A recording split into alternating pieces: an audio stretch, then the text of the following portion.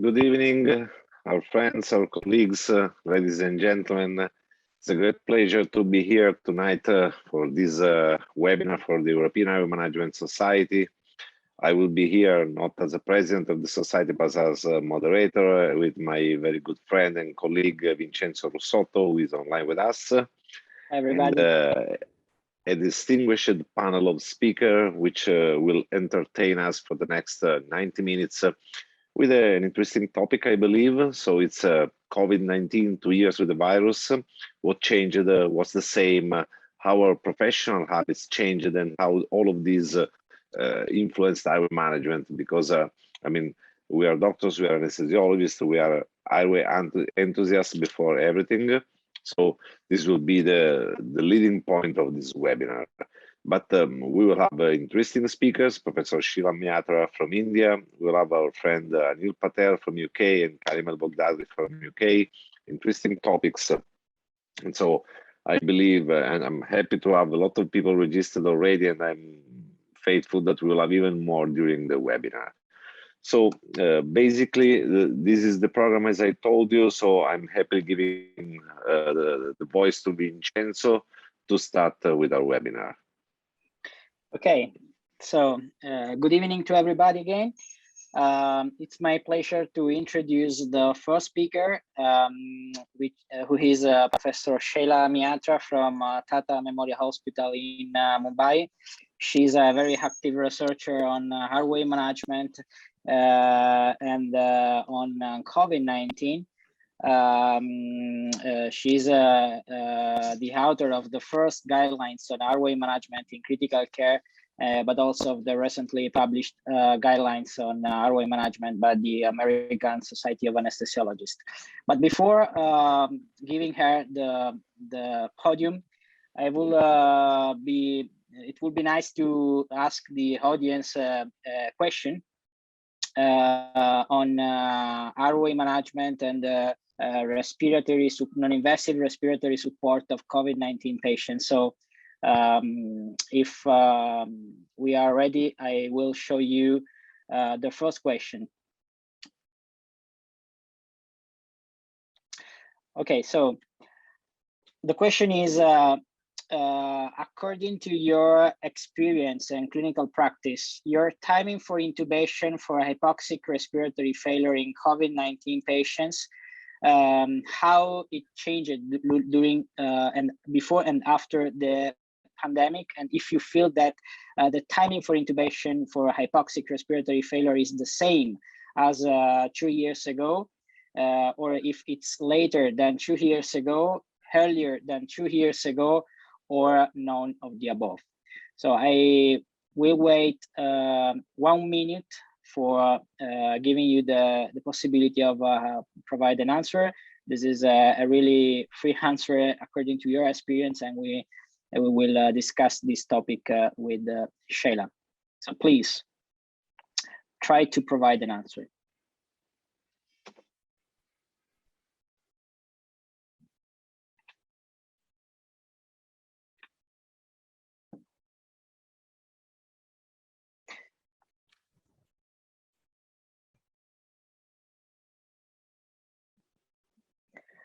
Okay.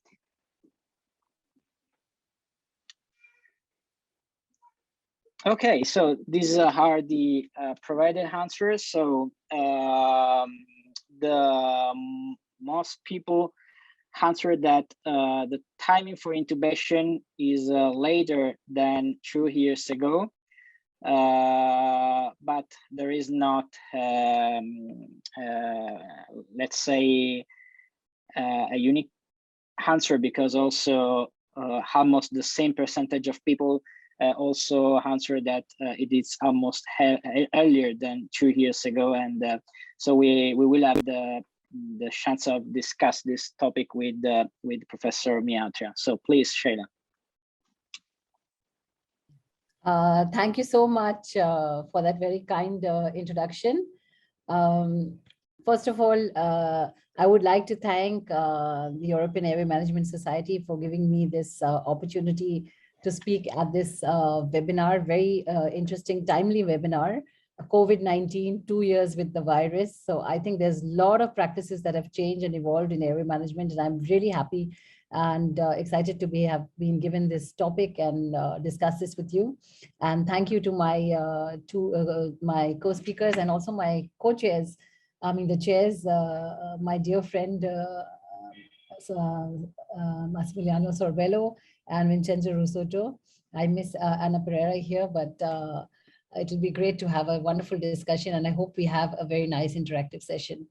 So without any delay, I'll go ahead with my presentation. I'm going to be speaking to you today about airway management in ICU and what are the lessons learned. And I'm sure you all agree that over the last 2 years, so many practices have evolved. Dr. Karim El-Baghdadi is going to speak about tracheal intubation. So I'll restrict my talk more to non-invasive respiratory support, though I will talk a bit also about tracheal intubation. So I work at the Tata Memorial Hospital, which is one of Asia's largest cancer centers. And as you know, in the last 2 years, we've been inundated with COVID cases. And this is my intensive care unit. And this is what things look like in the last 2 years. But fortunately, in the last 3 months, the COVID cases are really low. Nevertheless, I see that the cases are really rising in Europe. So we don't think that this disease is really going away very soon. And we will have more and more lessons to learn. But I'm just going to focus about what we have learned over the last 2 years. Now, in the beginning, when the situation, COVID cases started rising in Italy, and we were taking stock of the situation in India, we looked at, what were the kind of resources that we had for the delivery of critical care. And we published this very early during the pandemic in the Journal of Intensive Care of the UK Society, challenges in the delivery of critical care. And at that point, when we looked at the resource availability, the manpower, the equipment, etc. Even if you looked at the bed strength in the ICU that we had, it was only 2.3 beds per 100,000 population. The nursing ratio, the equipment, the ventilators, things like this were absolutely very, very low in proportion to most of the developed world. And this was really, really a challenge we would face unless we would take due precautions. And if you look at airway management practices and equipment related to this, and also manpower and resources was also a challenge. Now, early during the pandemic, this was a paper that was published in the Indian Journal of Anesthesia. And it was interesting because this was just before COVID started. And this was like a survey of the video laryngoscope use in India. And we realized that only 42% of the hospitals actually have access to video laryngoscope. And this was not just a story of India, but this resource limitation and non-availability of the equipment that one would require is a universal problem in most parts of the developing world. Now, if you look at patients with COVID-19, now this is primarily a respiratory disease. So when the patient comes to the intensive care unit, the first thing that they're going to require before you intubate them is some form of non-invasive respiratory support for these patients who present with acute hypoxemic respiratory failure. And that would largely be oxygen that you provide through a face mask, or you could give non-invasive respiratory support, or of course you could give high flow nasal oxygen therapy.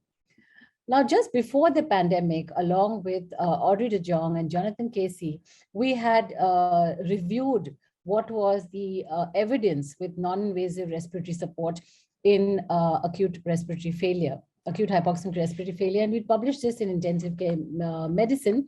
I'd just like to summarize with this cartoon about the various phases in which you use non-invasive respiratory support and what is the current evidence that we have. And this is, of course, in non-COVID patients. So if you look at it as an initial oxygenation strategy, and this is for acute hypoxemic respiratory failure, definitely HFNO scores above conventional oxygen therapy. But if you compare non-invasive ventilation and high flow nasal cannula oxygen, and there's only one very big randomized controlled trial that has done this, compared this, and this is the Florali 1 study. There was no difference in the primary outcome between the use of these two therapies. However, in the subgroup of patients who had a PaO2 FiO2 ratio less than 200, the high flow nasal cannula oxygen was superior to NIV. but in the primary endpoint, there was no difference.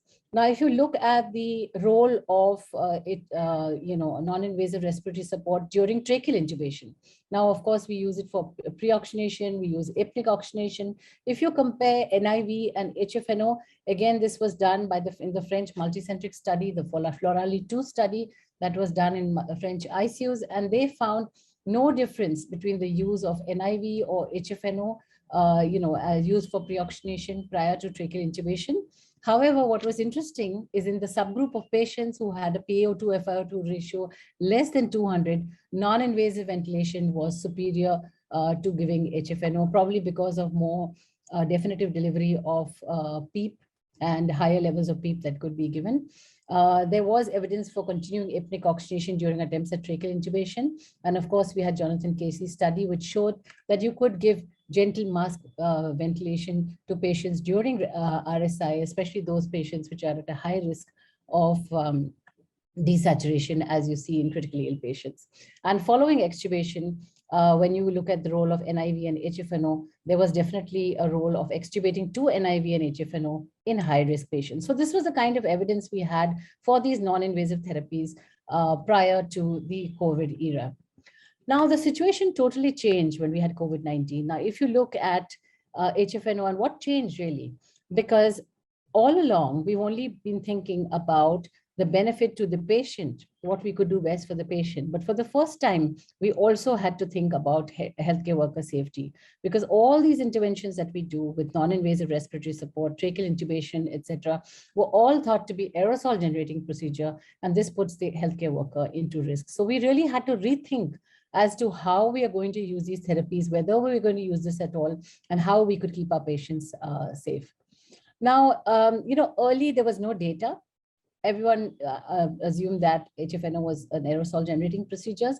And there were a few studies, and these were looking at aerosol dispersion using high flow nasal cannula therapy. And this was, of course, simulation-based studies where they looked at the dispersion of the aerosol at different distances. And this was measured using laser light. And what they looked at was at different distances, at 30 meters, at 10 meters, and 60 meters, and 60 liters flow, sorry. And they looked at different types of simulated lungs, normal lungs and diseased lungs. And they actually found that there was a significant difference between when a flow of 30 liters and 60 liters was used in comparison to just 10 liters flow. So this created a lot of fear in the mind of people. So early in the pandemic, due to this hypothetical risk of transmission to healthcare workers at the beginning, the expert opinion recommended restricting the use of HFNO. So either people were not using it, or they were lowering the flow rates to 30 liters or even less. And this recommendation led to intensivists adopt a very early intubation strategy, because they were not using these non-invasive respiratory support that has been shown to avoid tracheal intubation and also reduce mortality. So many patients got intubated quite early if people didn't use these therapies. And however, the risk of this bioaerosol dispersion associated with HFNO had ever since been questioned. And very early, the WHO commissioned this meta-analysis, and it was just a meta-analysis of 5 studies, just one was an animal study, 2 retrospective studies, very small studies, and very urgently about HFNO, because we know the benefits of HFNO in non-COVID patients. And they concluded that HFNO applied to patients with respiratory failure may substantially reduce the need for invasive mechanical ventilation and, this therapy to non-invasive or intubation, and with no apparent effects on mortality or patient-reported symptoms. But these are very small studies, very small number of patients, and there was very low certainty of evidence to show that, about the aerosol droplet dispersion or the aerosol generation. But definitely more and more people started to use HFNO.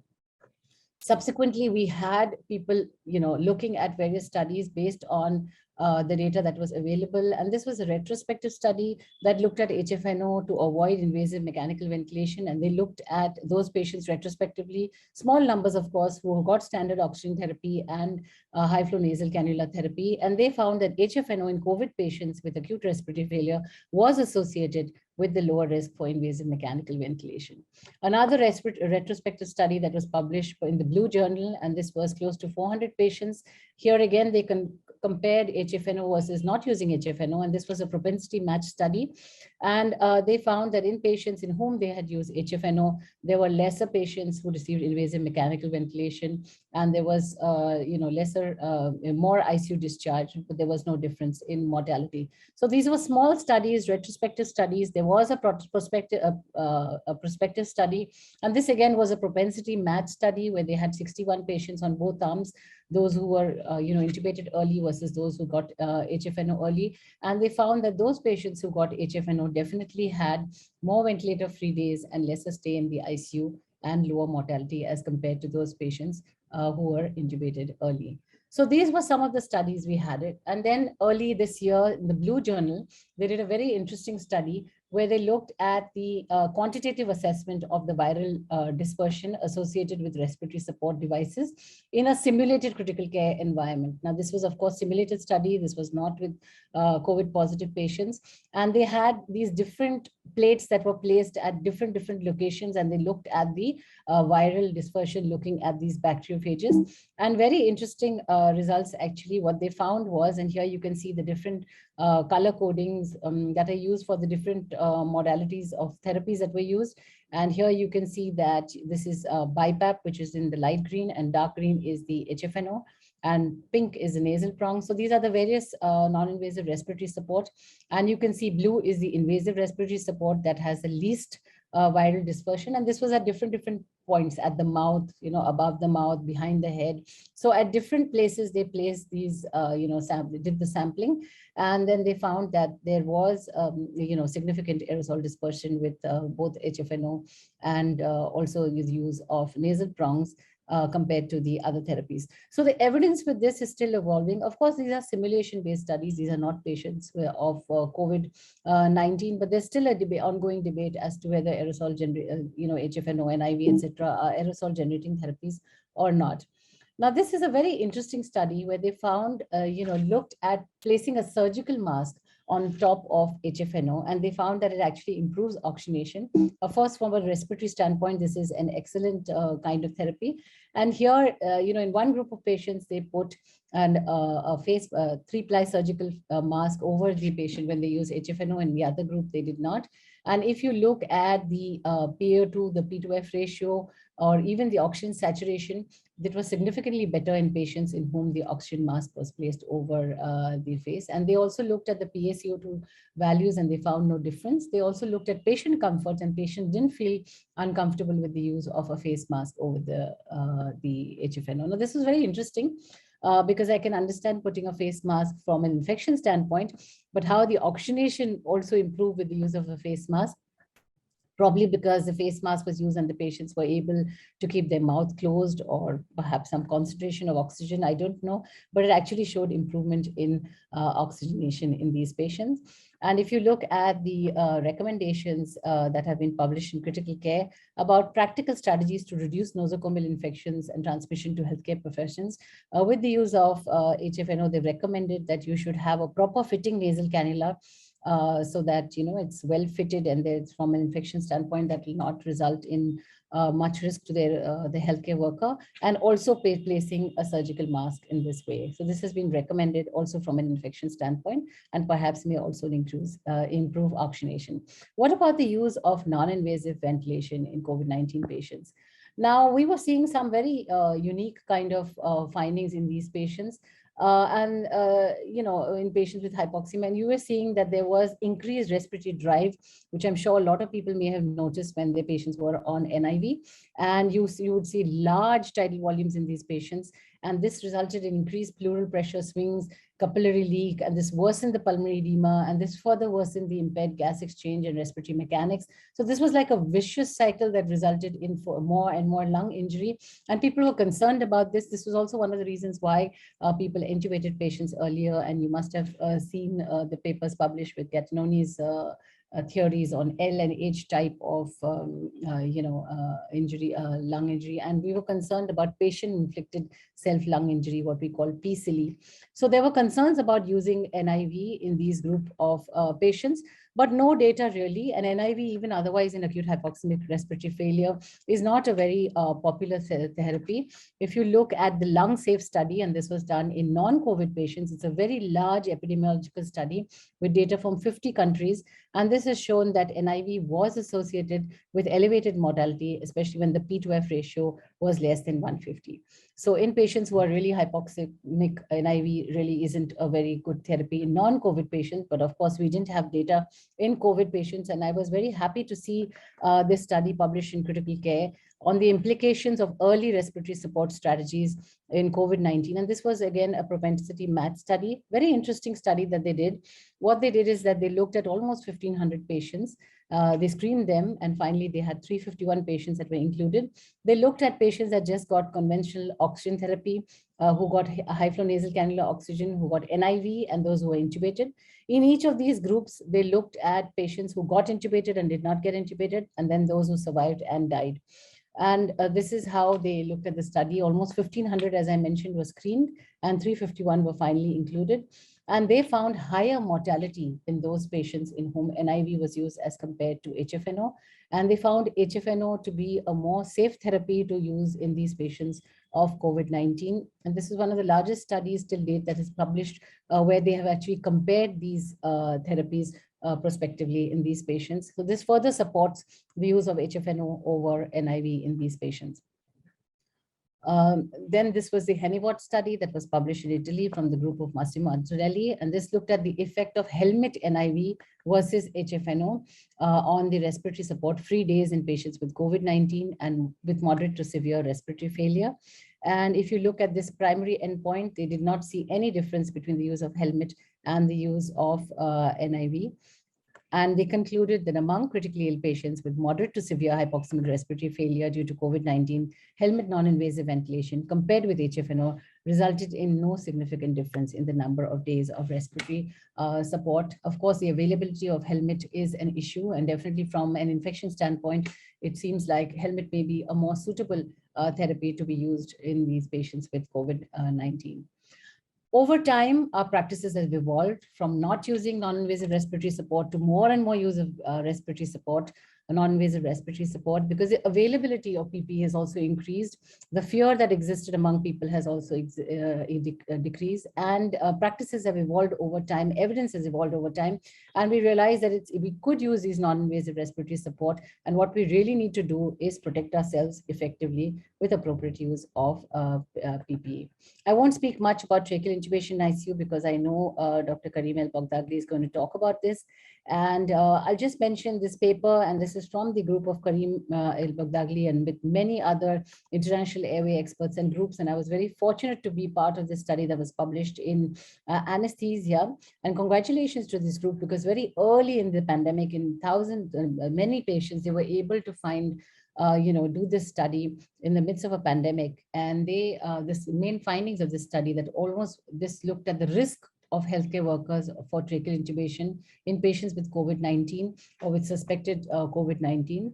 And this was a prospective international multi-center cohort study. And they found that almost 1 in 10 healthcare workers was involved with the tracheal intubation in a COVID-19 patient or a suspected COVID-19 patients would be at a risk of either getting a composite endpoint of either getting positive or having symptoms or spending time away from work. And this has implications, of course, for the human resources availability during a pandemic, especially for institutions and administrators to look at.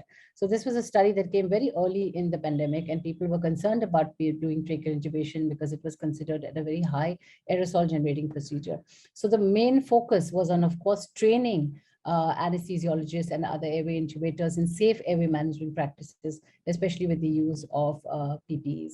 And this led to the publication of 3 guidelines for tracheal intubation in COVID-19 patients.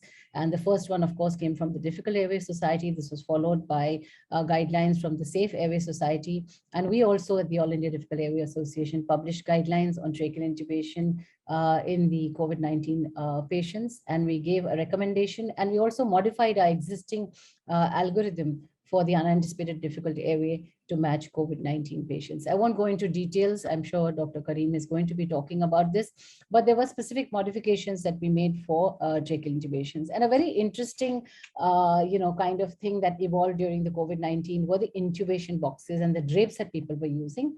Now, it was, there was a lot of innovations across the globe. There was so much discussion about this, and different types of boxes were being made. And of course, the intentions were, we were worried about exposure of the airway manager to the aerosol. So, this seemed like a very sensible idea. It seemed like an intelligent thing to do. And it also capitalized on the fear factor of the people, one more layer of protection. And this was extensively discussed, of course, on social media. I can say that it became more viral than the virus itself. And so much discussion, and a lot of people were using it. We were very confused because there was no data. So in the beginning, when we made our guidelines, we said, okay, you may use the plastic sheets and these tents. However, there is no evidence to recommend their efficacy.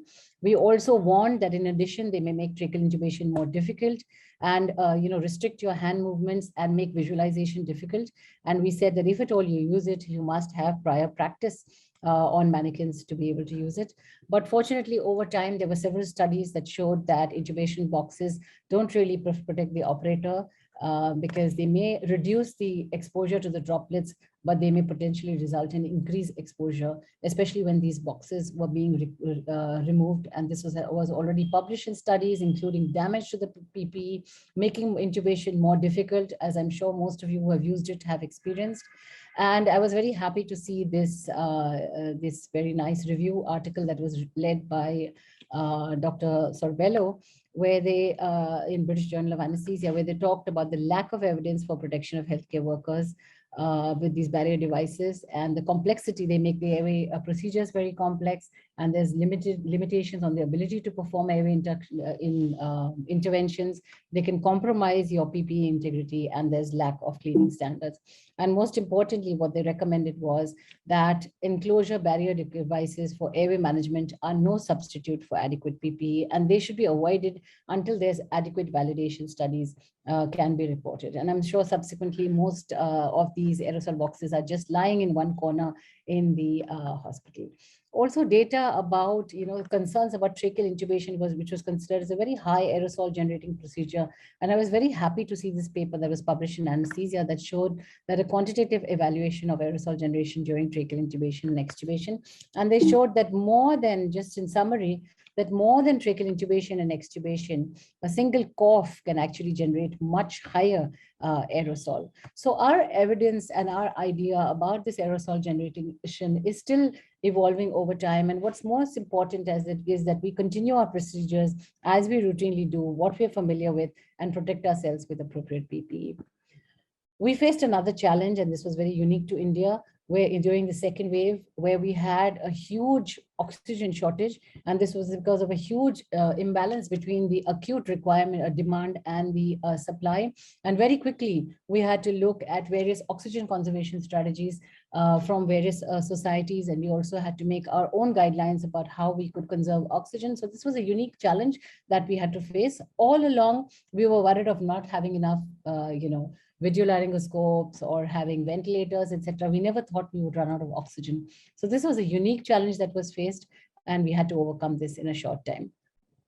So there was a lot of uncertainties and not much data available about what really are the various practices for acute respiratory failure related to airway management. And along with a team of international experts, we decided to do an expert consensus on various statements. And I was very proud to lead this, and Dr. Sorbello is also part of this consensus statement that we had for the management of acute respiratory failure. We used a Delphi method to do this. And this was, we involved 39 experts in 20 countries in 6 continents. We used a Delphi method to generate consensus very quickly for many of the unanswered questions where data was either lacking or not very robust data was available. We had multiple choice questions on a Likert scale and MCQs, and consensus was considered as more than 70% on the Likert scale and 80% on the MCQ. And we looked for both consensus as well as stability. And eventually we were able to generate 20 clinical practice statements. I'll just talk about those on airway management. And this was related to tracheal intubation, high flow nasal cannula oxygen, and NIV. As far as tracheal intubation went, the consensus was that we should have the same practices as we do in non-COVID patients, and we should intubate those who have hemodynamic instability and who have altered mental status early as we would do in non-COVID patients. So no changes really in practices. And regarding HFNO, they said that it should be considered definitely as an alternate therapy for respiratory support and should be used in patients who are unable to maintain saturation more than 90 using oxygen delivery through a venturi mask, and may be used with patients with increasing oxygen requirement. HFNO may avoid the need for tracheal intubation and invasive mechanical ventilation.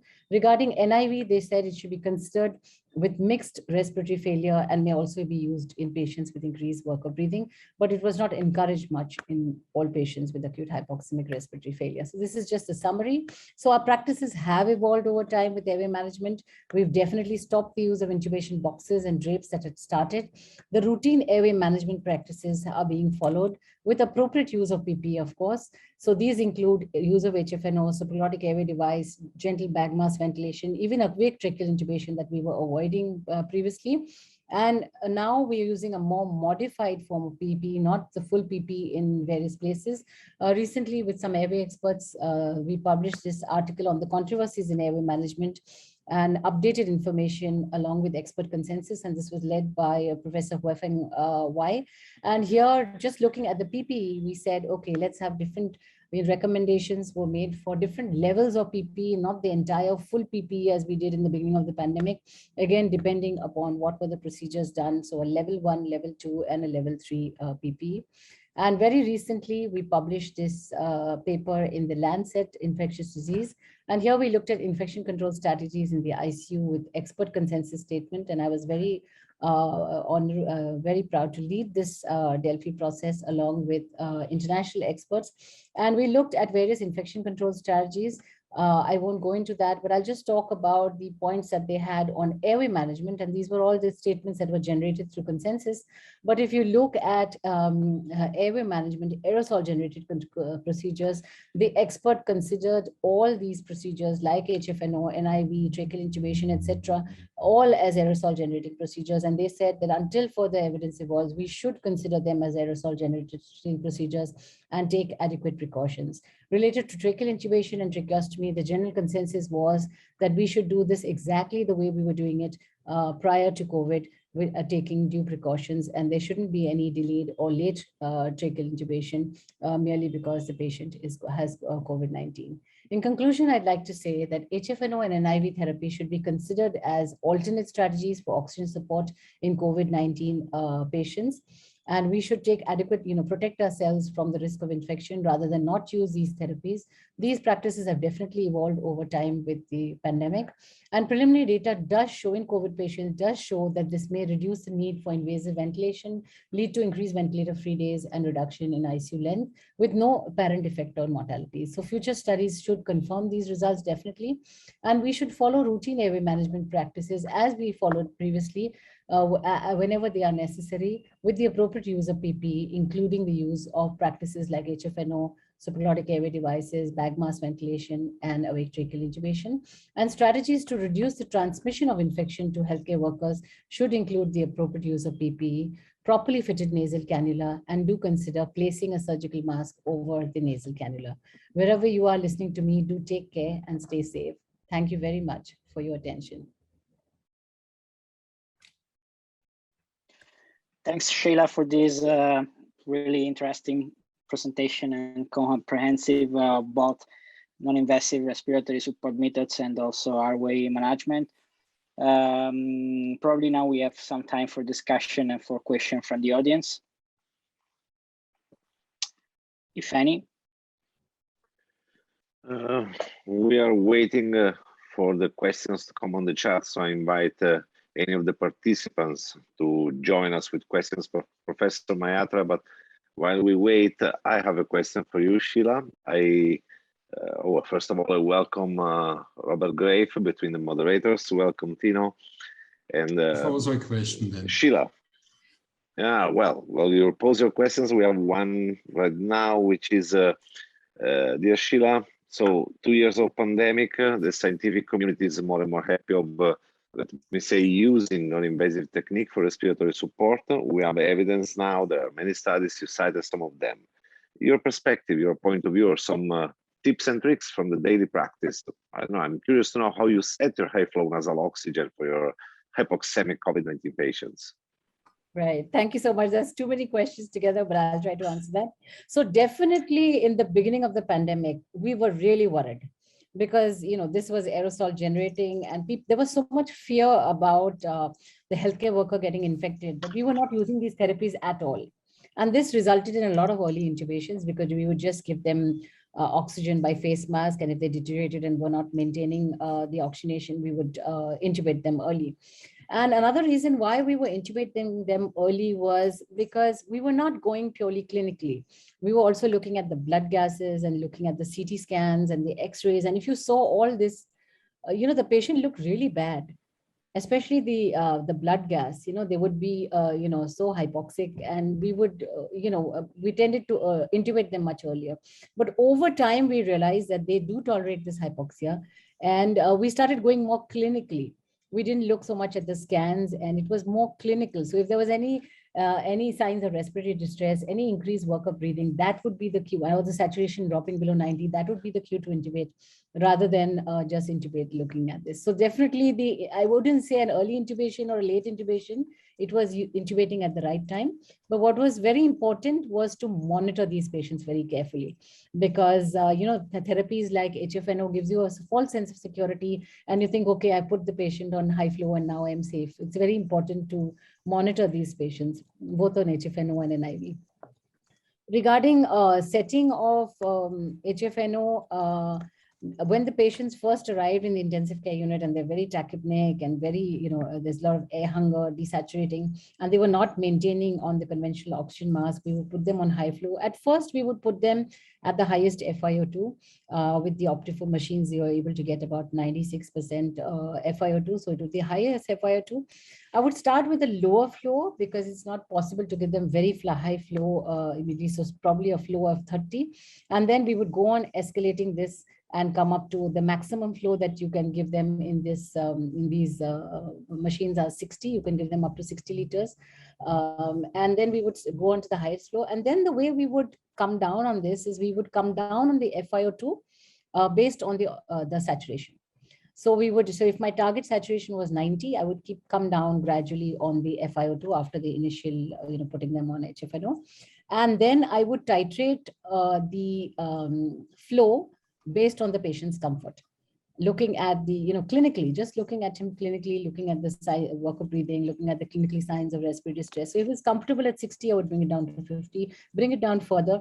So it wouldn't move in parallel. The saturation would, FiO2 would be titrated based on the patient's oxygen saturation, and the flow would be titrated, depending upon the patient's work of breathing and clinical signs of respiratory distress. So this is how we were doing it during the COVID. And we were also doing a lot of awake proning with the use of HFNO and NIV, both using a similar approach. But we were very cautious in monitoring these patients because sometimes, during awake proning with HFNO, there were some intubations were getting delayed, as I mentioned, because people were very comfortable just hooking up the patient on HFNO.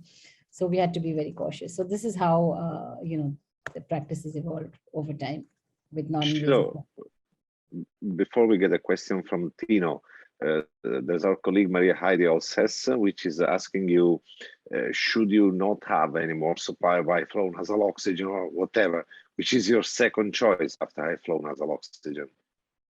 Should we not use high flow? No, if for example, if you run out of supplies or whatever, your second choice would be?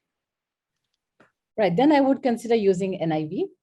Non-invasive respiratory support, because definitely both these devices can give you better PEEP. PEEP delivery is definitely better with NIV, and when your patient on HFNO keeps his mouth open, you don't have PEEP delivery.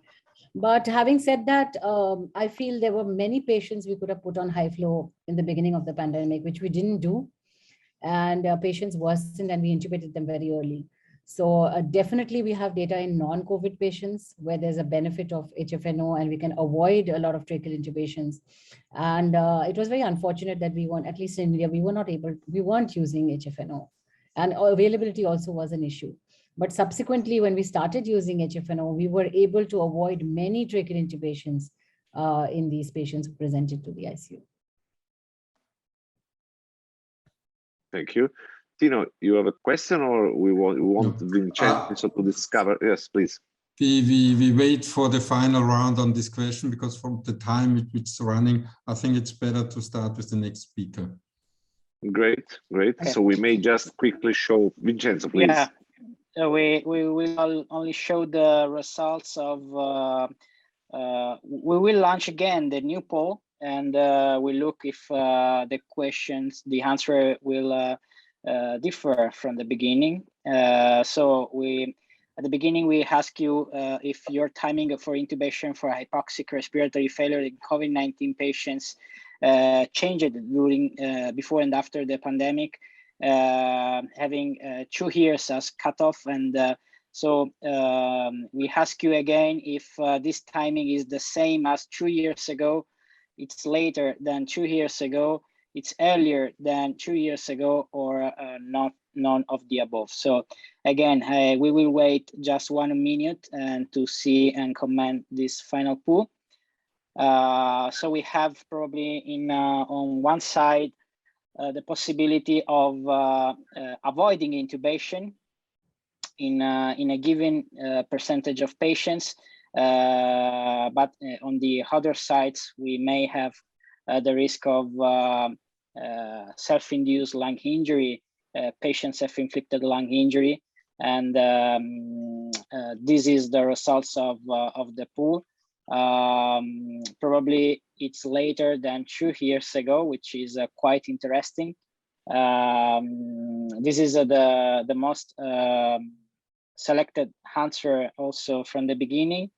What do you want to say, Sheila?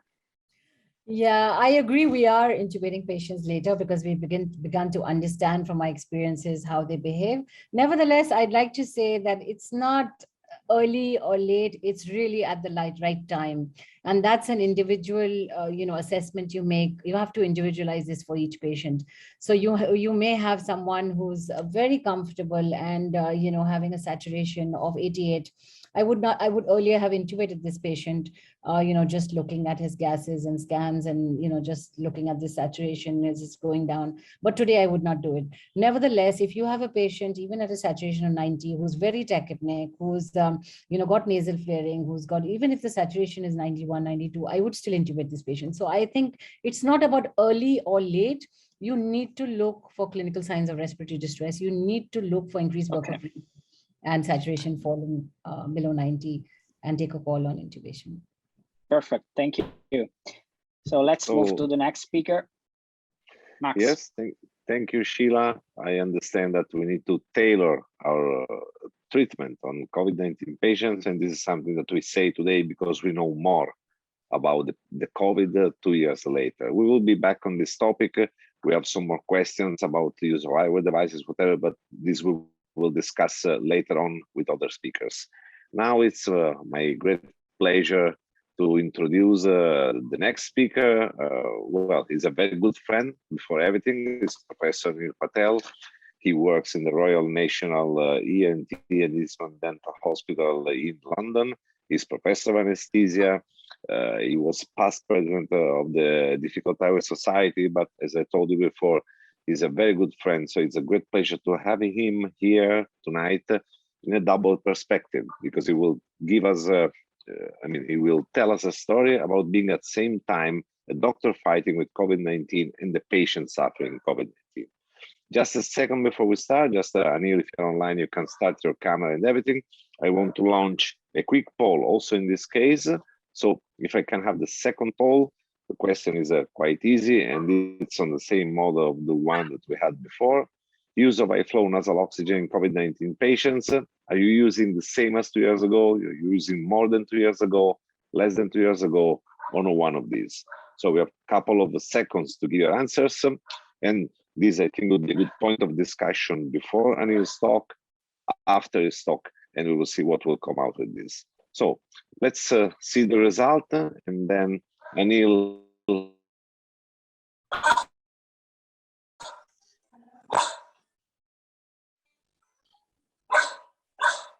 Thanks very much, Max.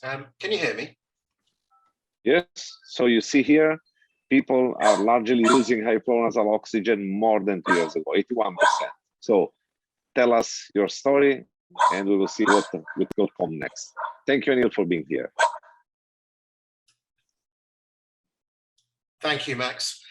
So great, thanks very much to Max and to Vincenzo and Robert for inviting me to speak. I'm going to sort of tell you a story about my own sort of view as a patient with COVID.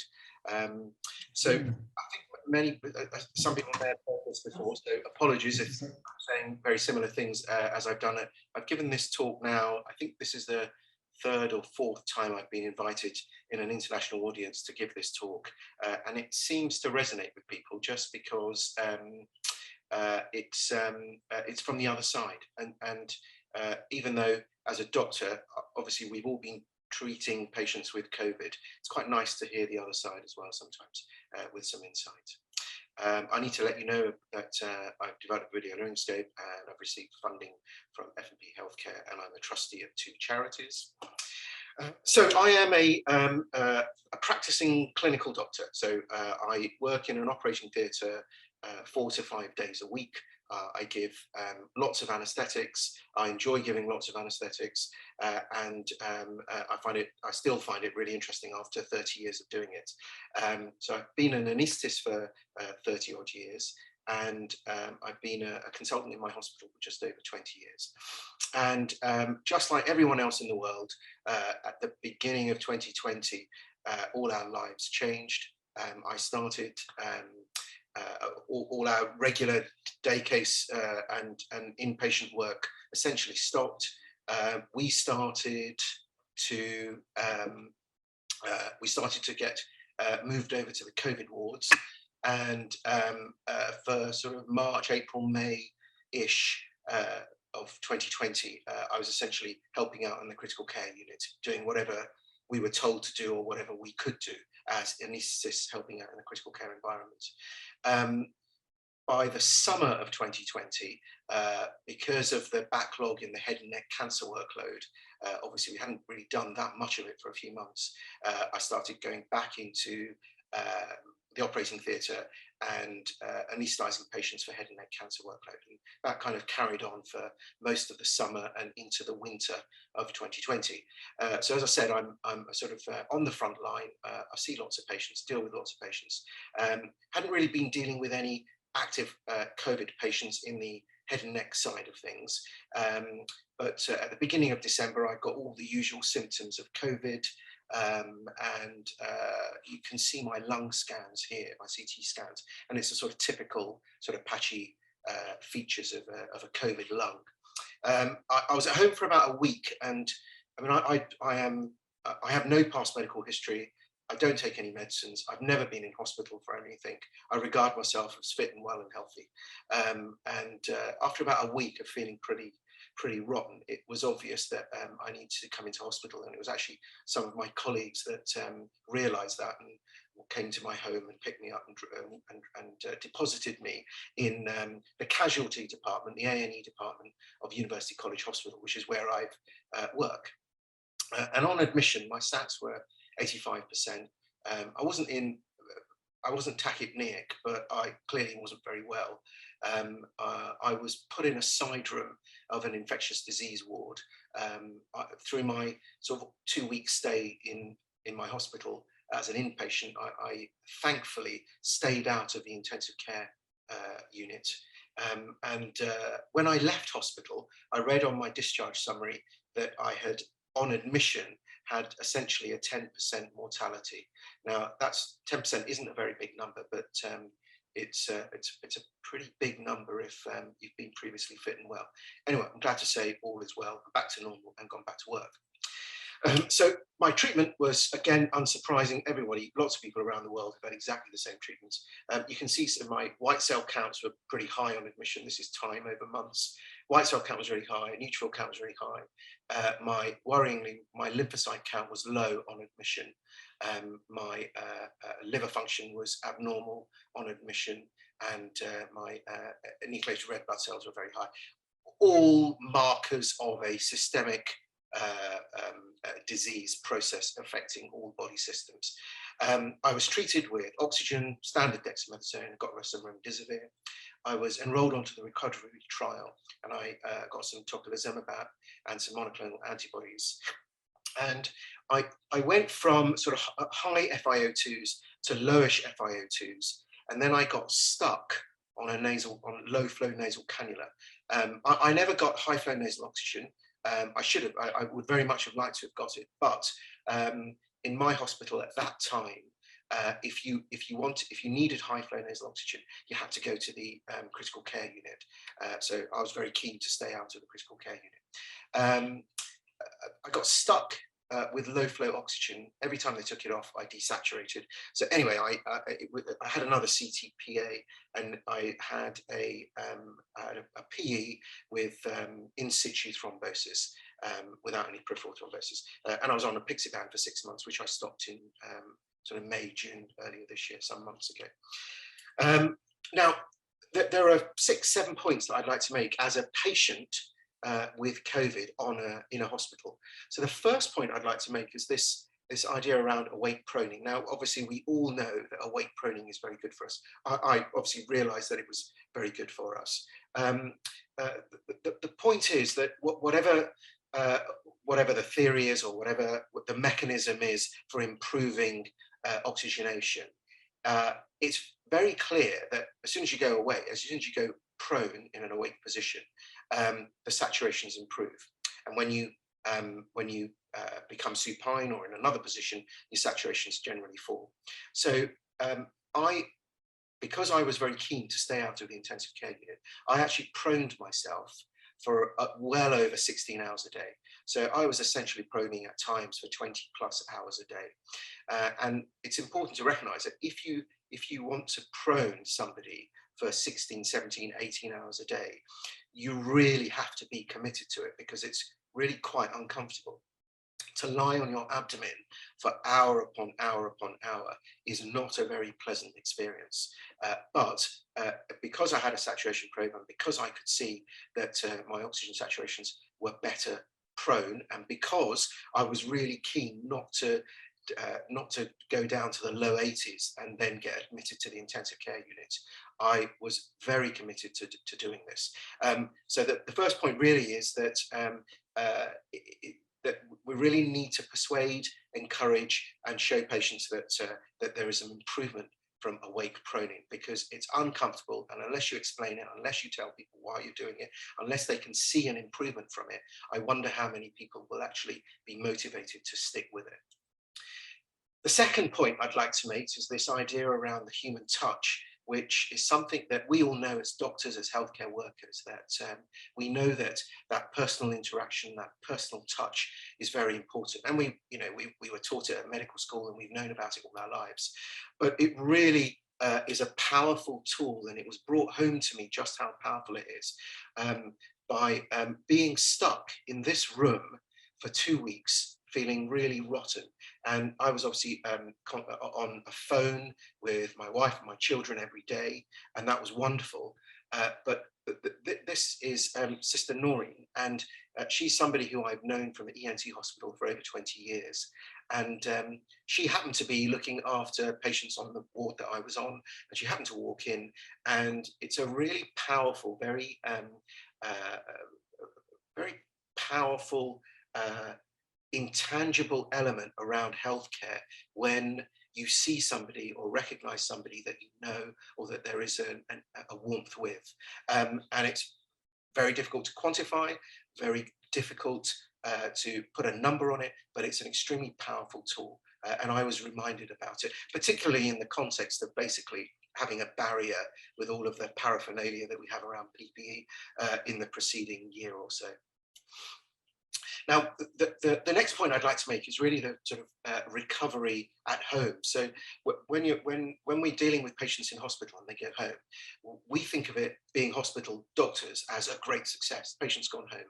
And of course, that's really just where the journey begins. So my journey, I was in for a couple of weeks. I went home sort of towards the end of December, and this is, I just kept a record of what was going on with me.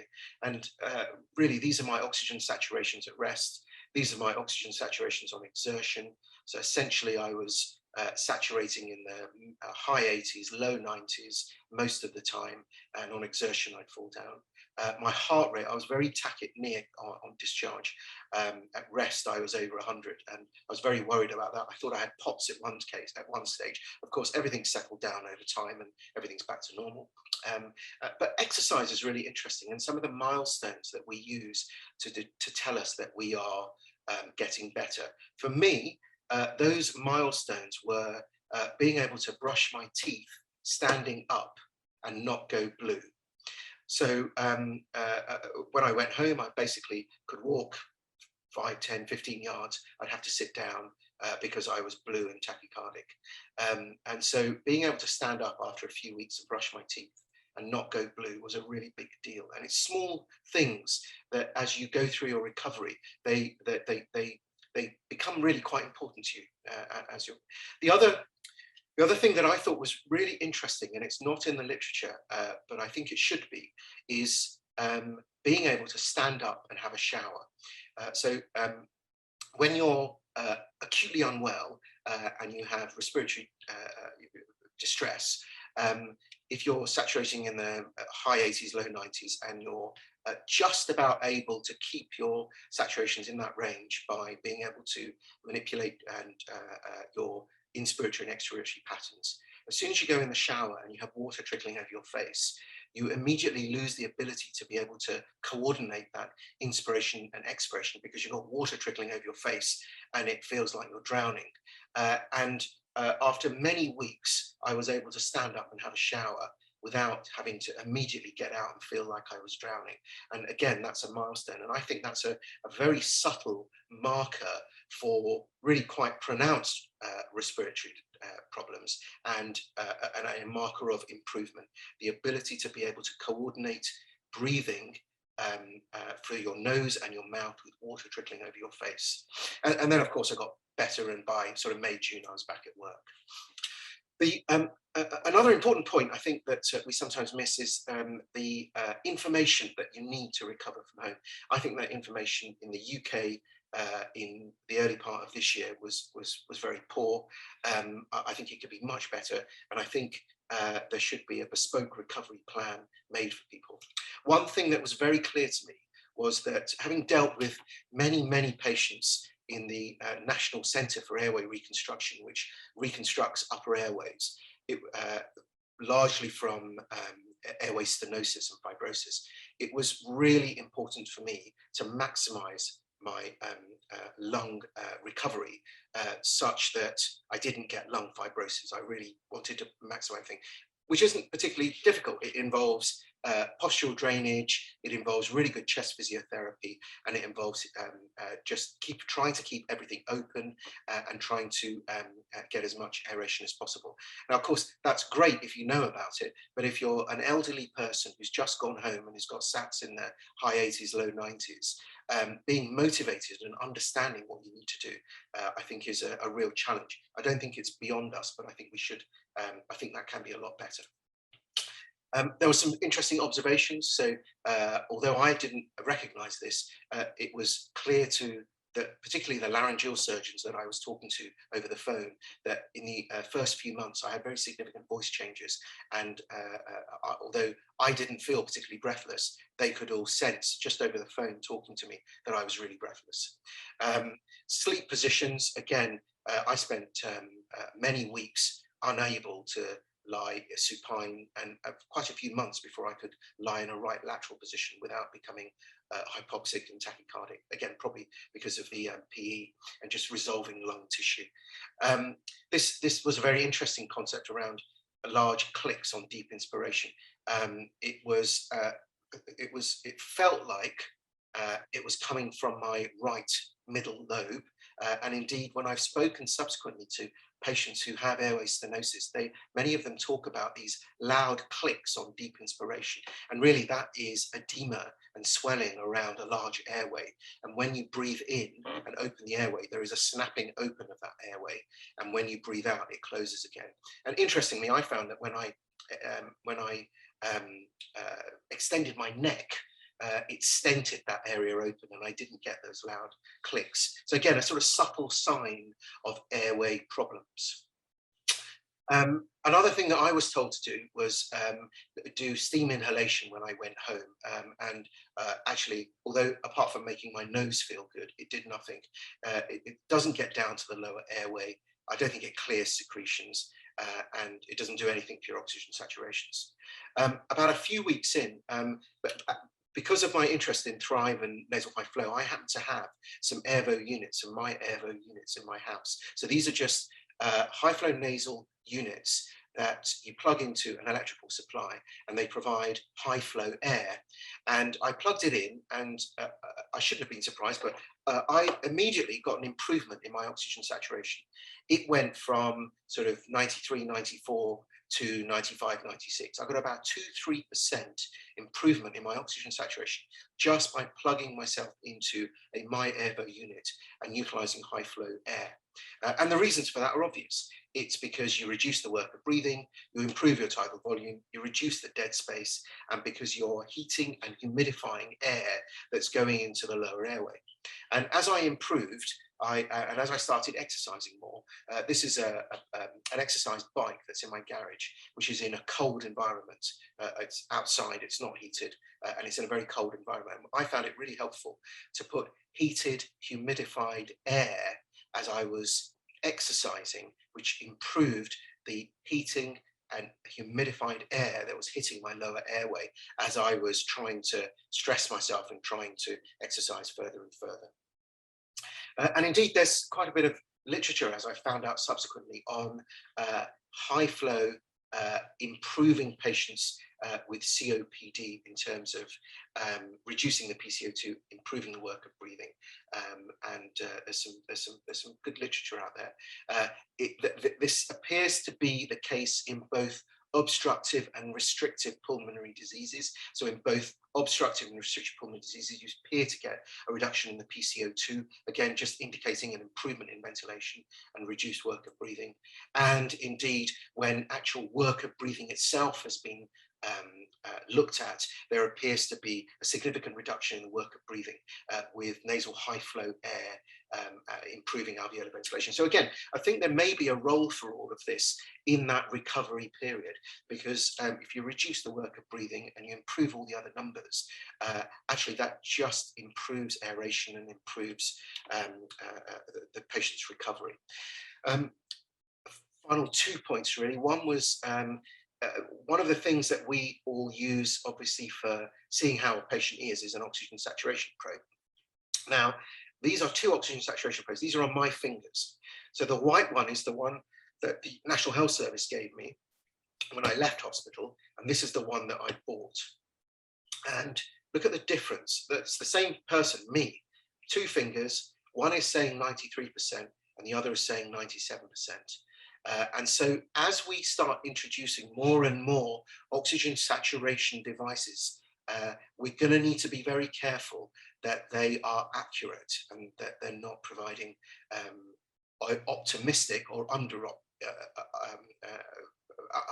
the number.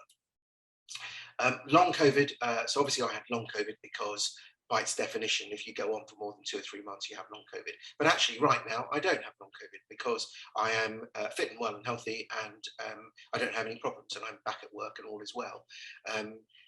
Incidentally, it's an interesting point, actually. I wonder whether I would have been as comfortable giving this talk if I still had residual problems.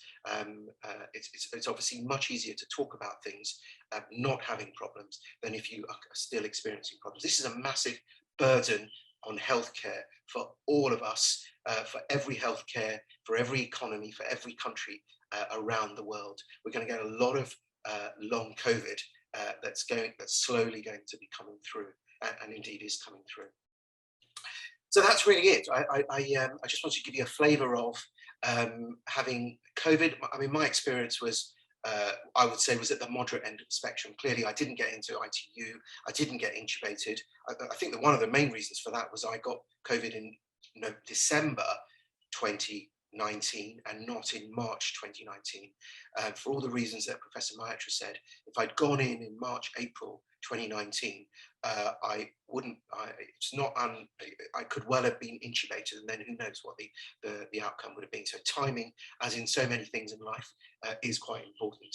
Flip side of that is my timing for the COVID vaccine wasn't very good. So I got COVID about a week before I was due to get the first shot of COVID vaccine. So, that timing wasn't particularly good.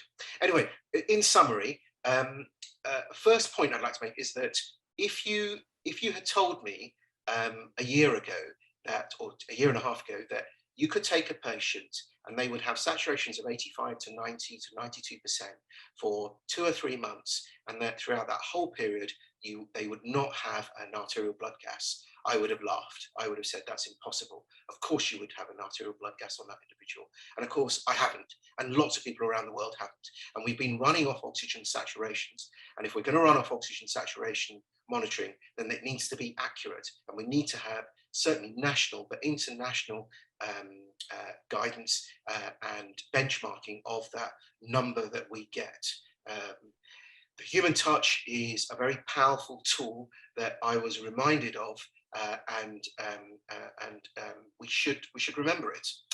Awake proning, fantastic tool. If you're going to do it and you're going to encourage people to do it, they have to be committed and they have to understand why they're doing it. The recovery from COVID should be better. I am sure there are lots of patients out there that have lung problems because their recovery in the early phases was not optimized.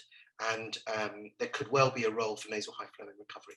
So I'll finish off there. I'll just finish off really to thank all of my colleagues at UCLH who helped to look after me, and the team at the ENT hospital who are brilliant, and who I'm very grateful for recognizing that I was unwell to come to my home, to put me in their car and to drive me to hospital. So thank you all to the whole team. Thanks very much.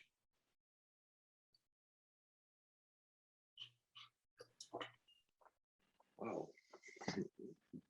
Thank you, my friend. It was really touching lecture, and with human touch and science inside. So really thank you for your contribution. Vincenzo, do we have something from the audience? Not yet. No question yet from the audience. So I agree that this is a really, really interesting presentation, and having the patient and doctor perspective is unique. So you highlighted many interesting points. We have a question from Tino. Maybe a question for both of you, for Anil and also for Sheila. What's changed now with the vaccination? So we have more or less a year people vaccinated. So overall in healthcare, did this change your approach in the ICU, and did it change for Anil the approach in the OR, in the theater? I'll let Sheila answer the ICU, but in the critical care environment, in the operating room environment, in theatre environment, in most of the hospitals in the UK, we have basically a colour coding system where patients are filtered, they have COVID testing, they come into hospital, they're meant to isolate beforehand. So we are very comfortable that all of those patients that we are treating in an elective setting do not have COVID. So we have not completely gone back to the way we were doing things before, but we are much more comfortable around dealing with those patients, seeing those patients. Alongside of that, we've had a year, 18 months worth of literature making us feel more comfortable dealing with those patients. Some of the concerns around aerosolization, etc., are not as significant as we had first anticipated. So we have more evidence that is more comforting. We have patients who are screened and who do not have COVID. So we're in a much better place in an elective setting than we were 18 months ago, where we really didn't know what to do, and we just assumed that everybody had it, and that we had to do everything in an incredibly cautious manner. So I think we're in quite a good place actually in terms of elective work. Still has an influence on us though. We're still not as efficient in our elective workloads as we used to be, because there is still a burden of that of a sort of COVID, just a COVID shade over all of us and everything that we do. Sheila, critical care environment. Yeah. Thank you. So, by the way, excellent talk, Professor Patel. That was really, I've heard it before, but it really touches me so much each time I listen to it. So just coming to this, actually the situation has become quite complicated in the intensive care unit, because we had a situation where there was no COVID and then there was only COVID. And now we have a situation where we have both COVID and non-COVID patients. So it's become very complicated because we can't afford to have a separate ICU just for COVID patients. We have to mix them. So you have in the same ICU, both COVID and non-COVID patients. So definitely concerns about cross-transmission, healthcare worker. But having said that, having all the healthcare professionals vaccinated makes a lot of difference. Definitely, because firstly, the fear. There was a lot of fear when people were not vaccinated and had to deal with COVID-19 patients, and many healthcare workers got infected. And in addition to this, we were still trying to understand the modes of transmission and what the infectivity rates were. But the people are much more comfortable, definitely, I would say now, where they're more confident, they're not so afraid because they are vaccinated. So this has definitely changed.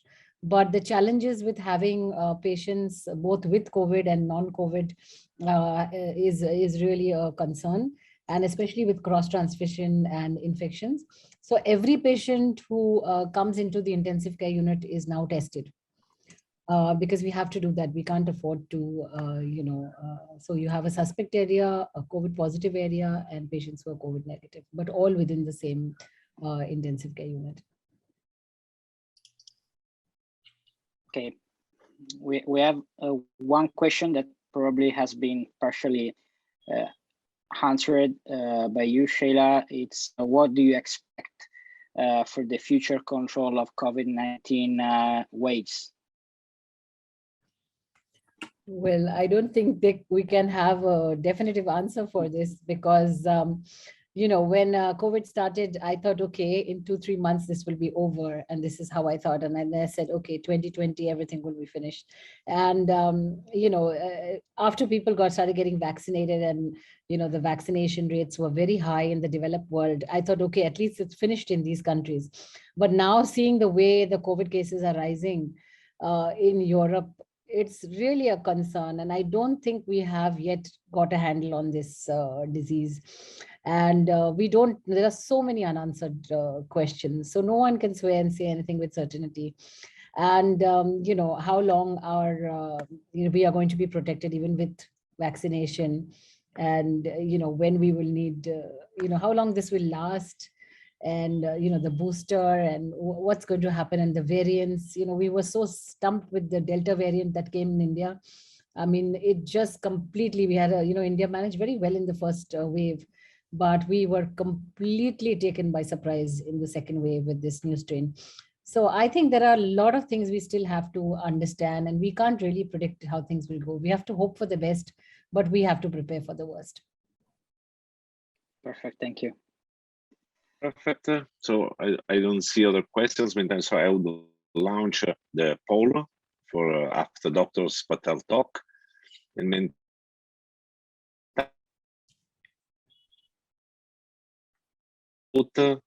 I would like to ask Anil if you could go back in time as a patient. First of all, you would buy your own saturimeter because it was much more optimistic than the one from the NHS, right? But would you go first or earlier on high flow nasal oxygen? Two things. The first thing is very interesting, human psychology. So when I was recovering at home, I would, the early many weeks, my saturations were probably in the high 80s, low 90s. So I only used the holistic saturation monitor because I couldn't face seeing a pulse oximeter which said 87 or 88. So weeks. I only used the blue ones. Interesting psychology. And then as I got better, I started using the pessimistic one. saturation break. So I thought that was interesting. Anyway, that's how I did it. And in terms of high flow, yes, I wish I'd got it much earlier. But I couldn't, because to get it, you had to go down to the critical care unit, and I really did not want to go to the critical care unit.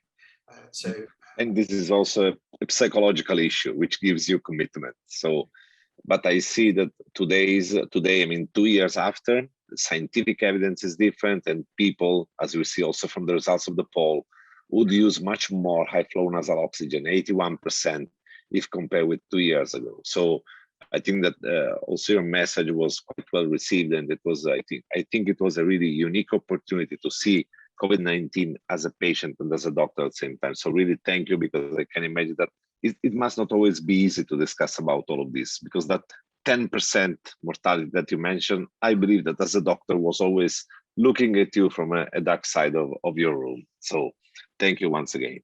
I think we can move to the third speaker. So Vincenzo. If you permit, can I ask a question to Dr. Anil Patel? If you permit, may I ask a Obviously. question? So I'm very interested Obviously, with you not opting to use high flow, not wanting to go into intensive care unit, you know, the perspective as a patient and as a doctor. Don't you think so? What was your fear for not going into the intensive care unit? Wouldn't that have been a better, a more monitored area and a safer area? Was it just the fear of intubation? Or was it, what if things had turned the other, it just didn't happen. But don't you think you were at a higher risk of getting intubated by not receiving high flow? You were just lucky, I would say. No, I think I probably just about held it together. So the combination of all the treatment plus being prone just about kept me in an oxygen saturation range where I didn't need to go down to the critical care. Obviously, if I had to go down, I had to go down. But I wanted to maximize everything else so that I didn't go down. And the reason for that was very simple. You're quite right.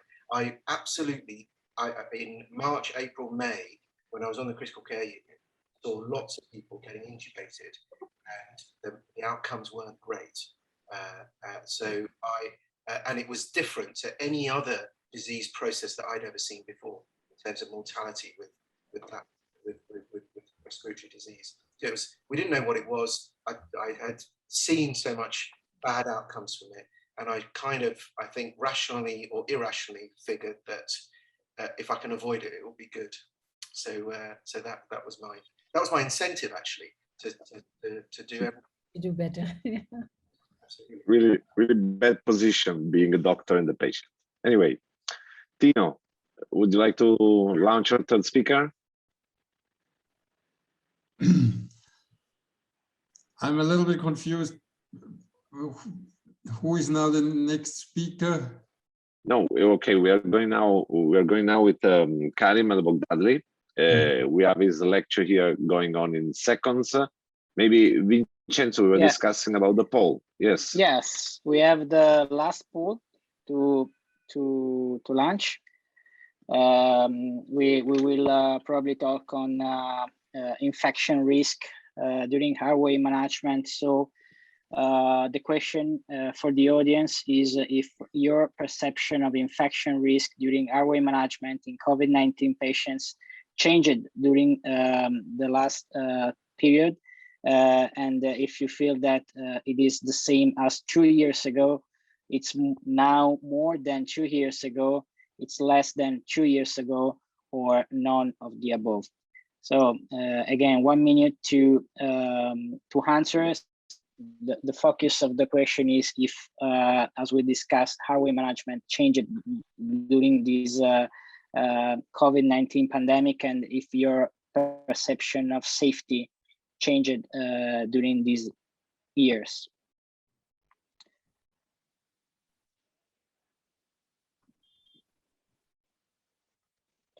Okay, so the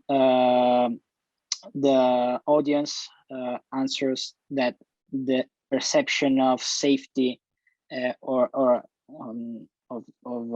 infection risk is changed, and you feel now more safer than 2 years ago.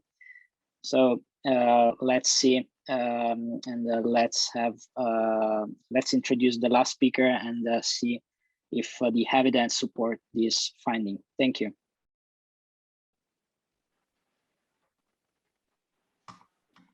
Thanks very much.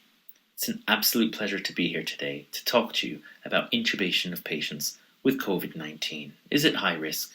For everyone. My name is Karim Al-Bughdadli. I'm a consultant anaesthetist at Guy's and St Thomas's in London. I'm an editor for Anaesthesia, an editor for Anaesthesia Reports, and I'm the chief investigator of the Intubate COVID project. And that's what I've been invited to talk to you about today, which is Intubate COVID. And I'd like to take a moment to take everyone back to February 2020. The pandemic was upon our shores, and certainly in the UK, you can see how the pandemic was beginning to unfold in Italy. We knew at the beginning of March that we were a couple of weeks behind the Italian pandemic, and we knew that we were being exposed to tremendous risk as healthcare workers. We also knew from previous SARS data that intubation and airway management was thought to be one of the highest risk aerosol generating procedures out there.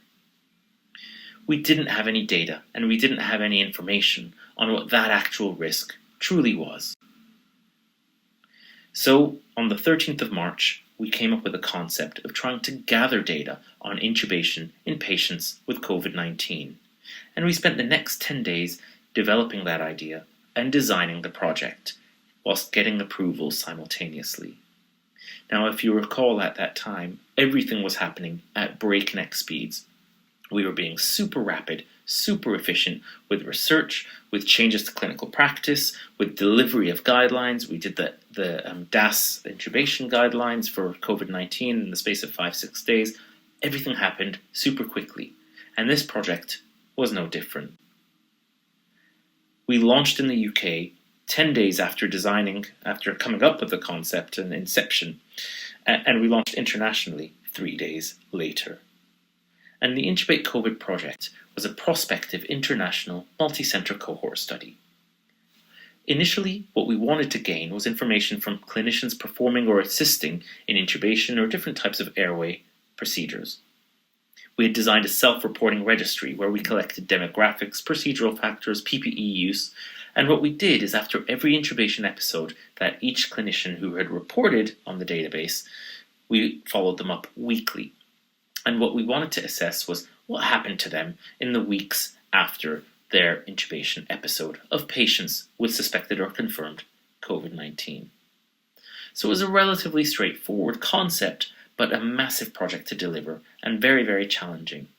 And projects like this, particularly international scope projects such as this, do not operate without teams. And the team that we were very, very fortunate to have globally was here. And we had others, of course, that were strong collaborators. Now, certainly in Australia, we had Paul Miles, and in the States, we had Mark Newman, who were national coordinators, national leads. But we had colleagues from across Europe, from across the world, who were part of this team to deliver this project. Within the UK, the core team comprised of myself as chief investigator, Danny Wong, Imran Ahmed, who I'm sure most of you know, and Craig Johnston. And we had our statistical team of Ruth Owen, John Carlisle, and Stuart Pocock. And to all of these individuals, I'm immensely grateful for their efforts. So what did we find? Well, what we wanted to do is, particularly the way the pandemic was unfolding, was not necessarily wait for traditional publications to release the data. We therefore produced a live online dashboard, and what this would do is we would be reporting data on the fly, live as we went along. We were reporting information such as the number of intubations based on COVID-19 status, the number of users being involved, the number of attempts at intubation. We reported intubations by country, the type of PPE that was used. We reported what the indications for intubation were. Now, all of this was being done live as we went along, which meant that people were able to gauge performance globally, depending on which stage of the pandemic they were in. And by the end of it, We had 34 countries, we had nearly 3,000 users, nearly 1,000 sites, and more than 10,200 intubation episodes. What we also had was a follow-up rate of 80%, which means that every time someone reported an intubation episode, they told us what their COVID-19 outcomes were in the weeks following on from that intubation. Now, as well as this live online dashboard, we did have to go through the traditional route of reporting our data and analyses via peer-reviewed publication. The first analyses were conducted on the 2nd of June, data up to and including the 2nd of June. And these data were submitted and very, very rapidly published in Anesthesia. In the space of 48 hours from submission, the manuscript was sent to the publishers in order to get it online within a couple of days of that submission. So the peer review process, again, as with everything else, was super fast. And we published the paper in Anesthesia, which can be seen here with all of the different collaborators that contributed. The results of this study, which was telling us what the risks to healthcare workers were. When we looked at it, it was a reasonably expected spread of professionals who were involved and reporting COVID-19 outcomes and reporting management in patients with COVID-19. And one of the things that we'll note is a lot of the data came from the UK and the USA. There was a heavy skew towards the UK and the USA, and partly is because perhaps in the UK we were the most engaged because we were the international lead sites, but also the way the numbers were, we had massive numbers of patients in those first stages of the pandemic. What we found was that overall, more than 10% of participants, more than 10% of clinicians who were involved in intubation of patients with COVID-19 then reported getting COVID-19 outcomes themselves thereafter. And you could see that increased rather linearly in the days after their intubation episodes. What we also found was that PPE WHO standard use for aerosol level precautions was insufficient in 13% of cases. Now, one can look at these data and say, hey, actually, 87% is not bad. But actually, if one thinks about 13% of cases, 13% of healthcare workers intubating patients without suitable PPE, to my mind, that's concerning and quite disappointing. You could also see the massive spread in types of PPE that were used by healthcare workers who were reporting to this registry.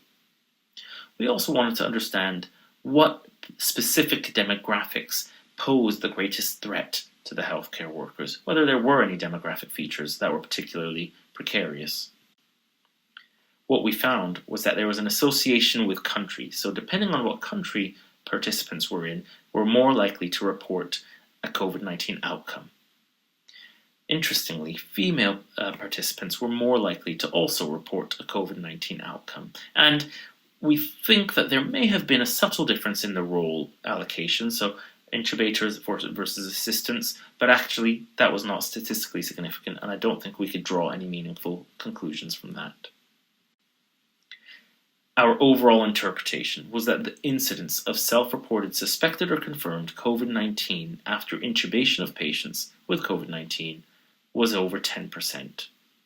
We found differences in the incidence between country and sex, but there was no clear demographic or procedural-related associations. So these were really important data, big studies, big data. And what did this lead to? Well, the outcome was very difficult to tangibly measure, but what we had was more than 100 citations. We had one of the highest altmetric scores ever.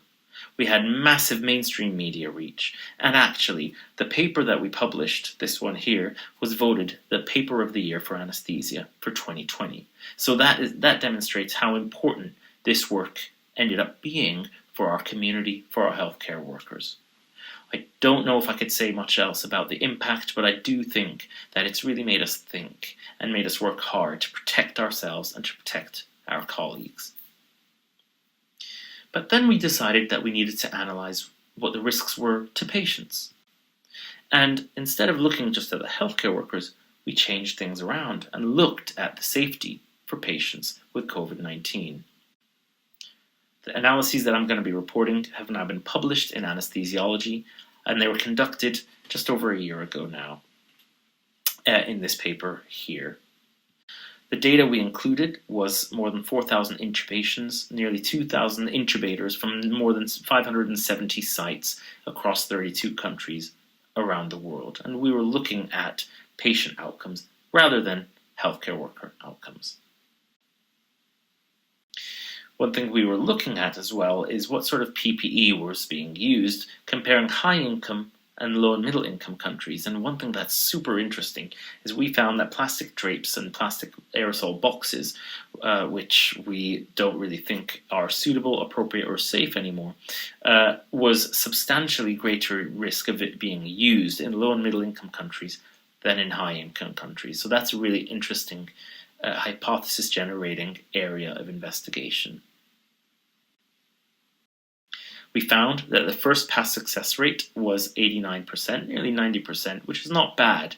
However, the rate of difficult or failed tracheal intubation was 1 in 120, and the risk of emergency front of neck airway was 1 in 450. Now, to put this into context, these numbers are more in keeping with pre-hospital trauma intubations rather than in-hospital intubations, even in critically unwell patients. So this is a substantial increase in the risk that are being exposed to patients needing their airways being managed. We also found associations. So it was safer, first pass success rate was higher, and airway management was more effective if the healthcare worker was using a PAPR. It was also safer if a rapid sequence intubation was the choice of anesthetic technique. We found that high-income countries had better outcomes, and one of the most interesting things that we found, and this is one of the first times that's really been demonstrated in serial follow-up in live clinical practice, was that experience was significantly associated with better outcomes, with better airway outcomes in patients with COVID-19.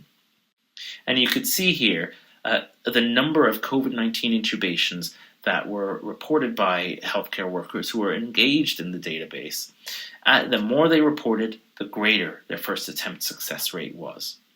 So it showed that you were probably more comfortable intubating these patients. You might have been more comfortable with the PPE that you were wearing. Remember, this is all quite new for us to wear PPE at the time whilst looking after patients, particularly PPE that makes communication challenging, perhaps.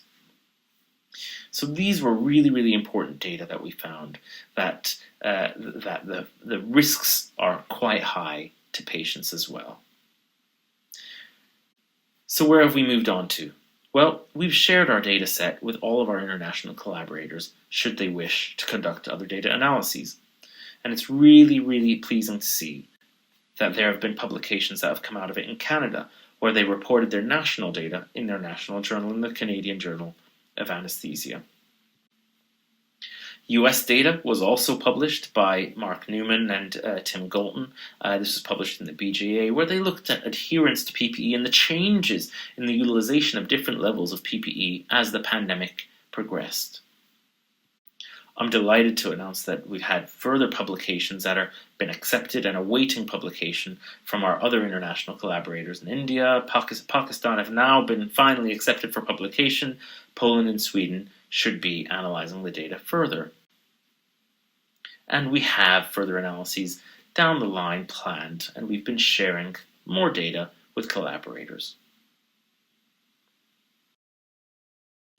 So the Intubate COVID project. What did we find? Well, in summary, we found that intubation of patients with COVID-19 is high risk to healthcare workers. We also found that intubation of patients with COVID-19 is high risk to patients. All in all, we've probably quantified the things that we probably assumed were true. And one of the key lessons that I've learned in working in this project and working with all of the amazing people that contributed and supported us throughout was that if you want to go fast, go alone. But if you want to go far, go together. And it's an absolute pleasure to have gone as far as we have with Intubate COVID, because all of our collaborators and all healthcare workers really went together to look after these patients with COVID-19. Thank you very much for your time. Happy to take any questions.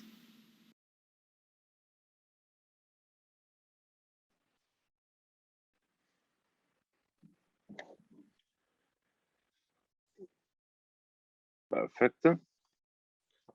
This was a really great study which changed our perception of safety during COVID-19, and I believe these results will be useful also for the next times which will come, even because I believe that for the very next future we need to deal with this virus. It will be living together for a couple of years. We are probably entering an endemic phase of the disease, so we will need to take care of all of this. I don't see questions from the audience. Vincenzo, do you want to go back to the poll? Yes.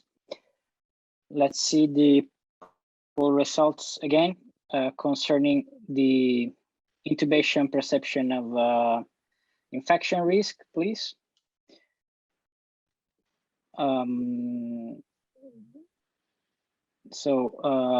We should ask the audience again which is the perception of infection risk during airway management in COVID-19 patients, if it is perceived as the same as 2 years ago, so at the beginning of the pandemic, or more than 2 years ago, less than 2 years ago, or none of the above.